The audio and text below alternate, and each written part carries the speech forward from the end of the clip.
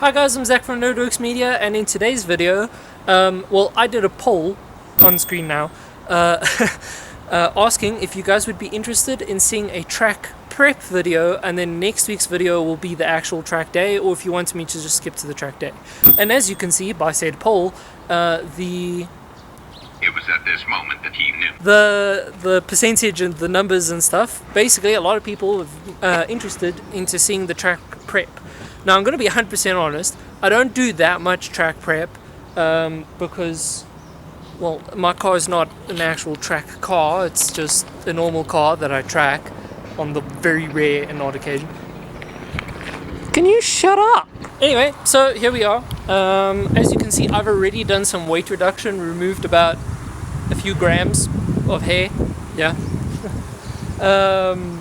Otherwise, I'm just going to get a few tools for the actual track day just to check things. I'm going to obviously check oil and coolant and stuff like that.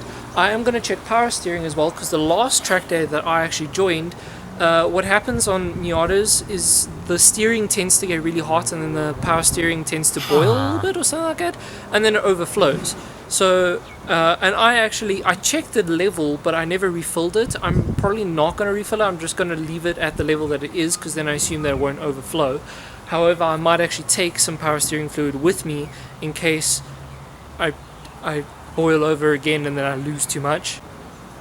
So okay, but anyway, basic things. I want to check tire pressure and stuff. Yeah, I'll catch you guys up in a second when we actually start checking stuff. As you can see, there's currently cars in my way to be checking things anyway, but I can check oil so long, I suppose. So here we go.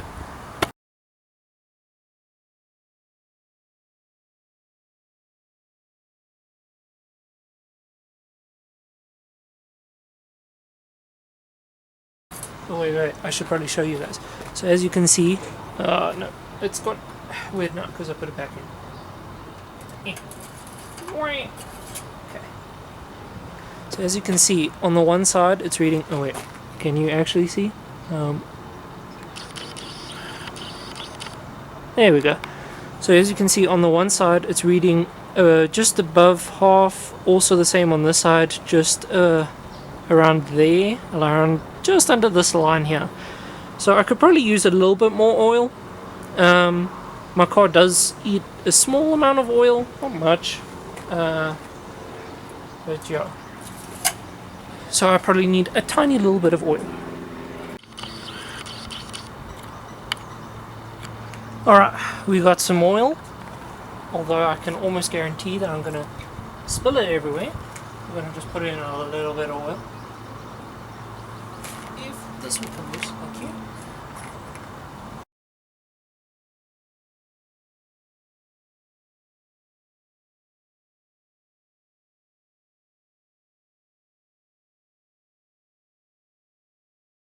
You guys are just watching me put oil in my car, I don't understand.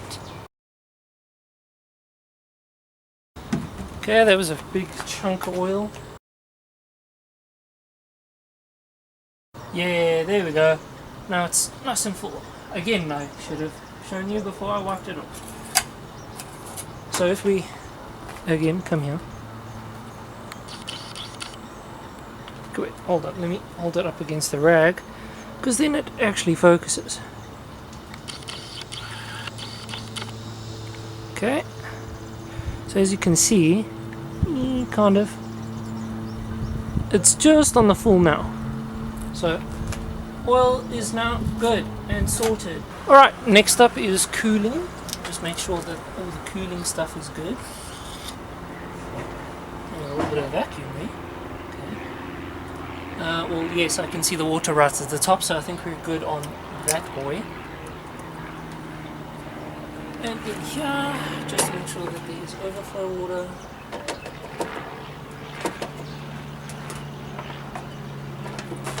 That is actually dry, pretty much. So I'm going to fill the overflow a little bit. It's always nice to have a little bit of water in the overflow. Also, I've been told, because then when the radiator heats up, obviously all the water, the excess water flows into there. Then it pulls water back in. So if you have clean, new, fresh water in there, it's just flushing the system a little bit, I suppose, as well. As well as if you are losing water anywhere in the system, there's essentially backup water in there. So yeah, it's not dry, but it's a lot drier than what I'd like. I don't know if I can show you guys. I don't know if you guys will be able to see. Probably not. It's too dark in there. But yeah, can you see on the stick? Can't really either. Alright, I'm going to go put a little bit of water. Put a little bit of water. Probably gonna make a mess, but it's okay.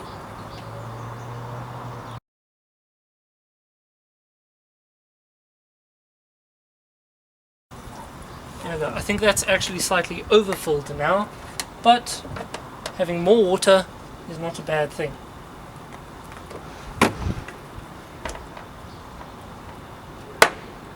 Go, nice and tight. Oh, by the way, I did put the oil cap back on before people shout at me that I didn't put the oil cap on and I'm gonna destroy something. Okay, so sorry, people are now speaking outside, so I have to be inside and quiet. This is the little pipe that comes off from the overflow tank. And as you can see, I don't know if you can actually see, but it's actually quite dirty and gross. So what I'm going to do is I'm going to give it a quick wash. See if I can clean up. Unfortunately, the problem with 30-year-old cars is you tend to get rust problems irrelevant of where you are, what you do, and anything. So I'm going to give this a proper wash. I can't record it because unfortunately my tripod is out there somewhere. I'm going to give this a quick wash, but it is actually an interesting thing to note that this did actually get dirty. It actually seems like there was mud in there rather than rust. This seems like mud, not rust, which confuses me on how mud got in there. I mean, okay, since I've had the car, that bottle's always been dirty and like kind of always full of mud, so I don't really know what to say or how to explain why is what in and such. How would have mud got in there? I don't know, but it's weird. Okay, so we took it off and I gave it as good a wash as I could. I actually also sprayed water and air through it. As you can see, it's still got a little bit of stuff through it, but this is a hell of a lot more clean and clear now. And it was flowing completely fine. There were no cracks in the rubber or anything, so there we go. This is now good to go as well. My dad was saying we might take off this pipe and check that pipe as well, so we'll see. Okay, so this pipe had very little, if any, dirt in it whatsoever. So I think it's just the water in there. That water also looks mildly muddy, but also it's kind of hard to tell because... well, how do you tell if it's dirty or not? Also, I dripped a little bit of water and now it's underneath my logo and now it looks ugly and I can't fix it. But it's fine, it's probably going to rain later anyway, and then my car's going to get dirty. So I'm probably just going to land up washing my car very early tomorrow morning or this evening. Anyway, I'm going to just quickly wipe down the nozzles with said rag, each little nozzle, and then yeah, sorry that this is not that interesting of a video, and it's like kind of me just skipping to what I have done and not me actually filming what I'm doing. It's kind of hard to do that when I'm filming by myself. Anyway. Alright, next up is power steering fluid. As you can actually see by all the dirt on the side there, the power steering fluid did overflow the last time I joined one, which was December sometime, and I basically just haven't cleaned it up. We're gonna see though, it looks like it's on the high mark to me, or just below the high mark. Sorry, you guys can't actually see, and I can't refocus the camera right now. Yeah, no, I can't do that. Sorry, but I'm reassuring you people, it's like right at the edge. Wait, maybe I can zoom in editing or something, I don't know. But that looks good. I'm not stressed about that no more, so let's just lock that. Braking fluid looks good. It's slightly low, but mine's very weird. Basically, if I fill it to max, then it will just drop to here and then it just stays there, so I don't understand that. Clutch fluid I changed the other day because my clutch felt weird, so I'm not stressed about that. Everything else should be good. So I think we're good. So that is all of the fluids, I suppose, checked. I just want to check my brake pads quickly, but you guys know how to check brake pads, so I'm not going to go through that. My brake pads actually look completely fine. I'm not too stressed about that at all, actually. So yeah, I think the only thing that's left now is to actually do the more exciting and fun part of actually pushing and like braking and playing with my car in that regard. Oh yes, and tools. Basically all the tools that I pack is 216 so I can get my number plate off. Everything else, I have a small pocket knife that I can adjust the AFRs, basically the fuel to air mixture on both the intake side, well on this the MAF and the throttle. I can change both. So not too worried about that. I have my little thing. If I need to change a tire, I have obviously my spare tire and my little thing and my entire like the little jack and stuff that comes with the car to do that, so I'm not stressed about that. So it's just the 216s and then we're good. And then obviously pushing and playing with the car a little bit, which I will probably be doing tomorrow morning on the way there. So this is pretty much the end of the video for me for now. So yeah. I forgot that we obviously need to check tire pressure as well, so I'm quickly going to just do this. It's so hard to film and do what I'm supposed to be trying to do at the same time. So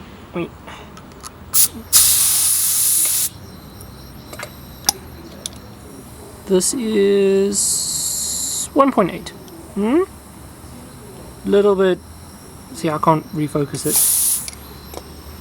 It's a tiny bit lower than 1.8. So I might have to put air in on my way to my girlfriend, because I can't do it here because there's cars in the way. So we'll go check all the other tires.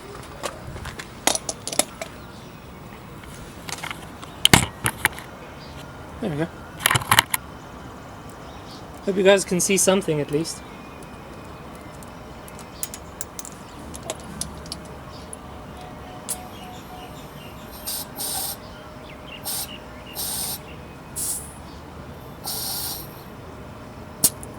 There we go, 1.8.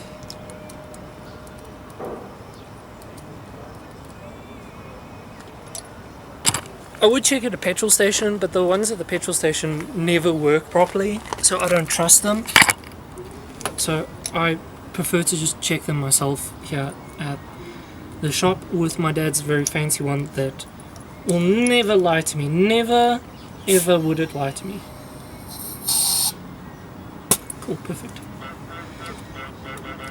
So it's just the front driver's side one that looked a little bit low.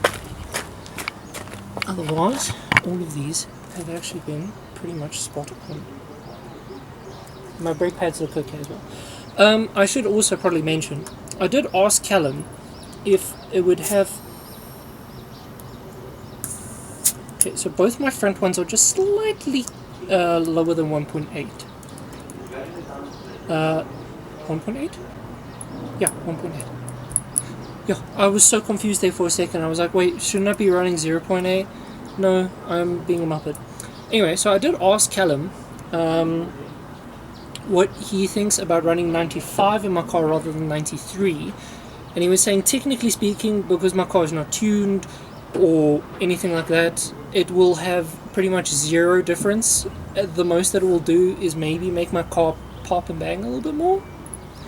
But it will have no difference because the compression, I think he said, is it's the same. So it will have zero difference. I can run 93 or 95. 93 is technically cheaper. I might put in 95 for this weekend. I think I'm on half tank for 93 now. By the time I get to my girlfriend, I'll probably be on a quarter and a little bit, like halfway between a quarter and a half. So then I can just put in a little bit of 95. And then it'll be majority 95, and it might run a little bit more rich or something and play a little bit and pop a little bit more and stuff, which will be fun. So there we go.